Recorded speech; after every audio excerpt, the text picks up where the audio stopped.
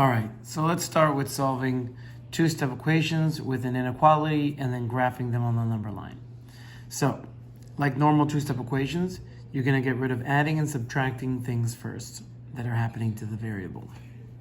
So, I'm going to do the opposite of plus 5, which is minus 5, cancel, minus 5.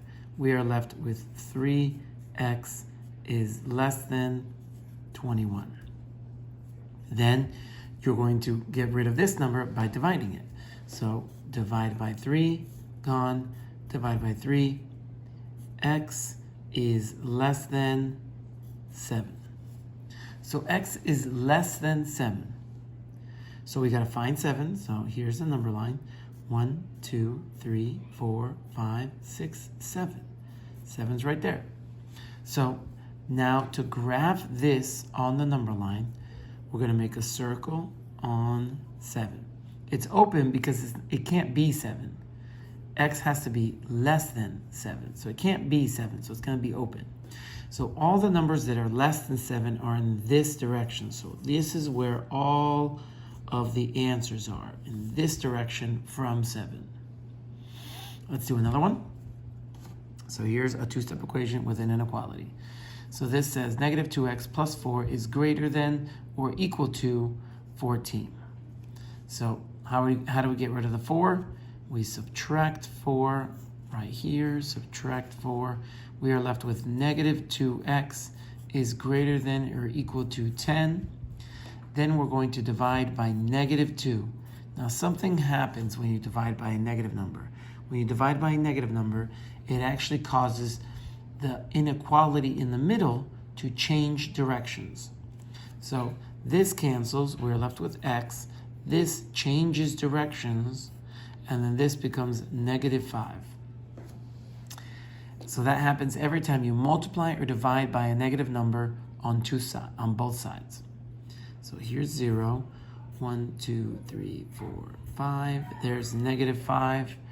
So we are going to make an open circle here. But look, x is less than or equal to negative 5. So it can equal negative 5. So if it can equal, we're actually going to fill in this circle. And then all the answers are less than this. So it's going to be this direction. If it was greater than, it would point in that direction. All right.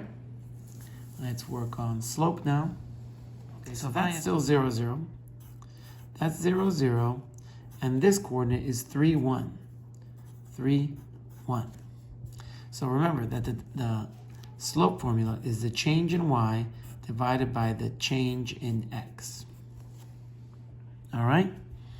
So now we are going to do the change in y. So 0 to 1 is 1. And the change here is 0 to 3, which is up 3. So that went up 1 to get there, and it went up 3 to get there. So this is the slope. Do not divide these. Slopes can be fractions or they can be whole numbers. Nobody likes slopes as decimal points. So it's just fractions or whole numbers. Now let's do this one down here. Remember that the slope formula is the change in y divided by the change in x. So this is going to be negative 1 to 4. That's going to be up 5. And 2 to 3, that's going to be just up 1. 5 divided by 1, that actually makes 5. So I'm going to write it as 5. Now we've got this slope here. Remember that the slope is the change in y divided by the change in x. So 1 to negative 3 is actually down. It went down 4. And this one, 4 to 6, went up 2. So these can actually divide. Negative 4 divided by 2 actually makes negative 2. So this actually created a negative slope. All right. Let's work on this part here. Okay. So now we're going to actually graph them. So instead of receiving a graph or receiving points, we're going to give an equation and we're going to graph it. Now, all the graphs in this chapter are going to be proportional, meaning they go through 0, 0. So for all of these, the first dot is going to be 0, 0. The second dot you find by using the slope. The top number is going to be up when it's positive, okay? So top number is going to be up. The bottom number is always going to be to the right, okay? So this is up and to the right. So we're going to go here and we're going to go up 2 and then to the right 3, and that's the end of the instructions, so that's where the dot goes.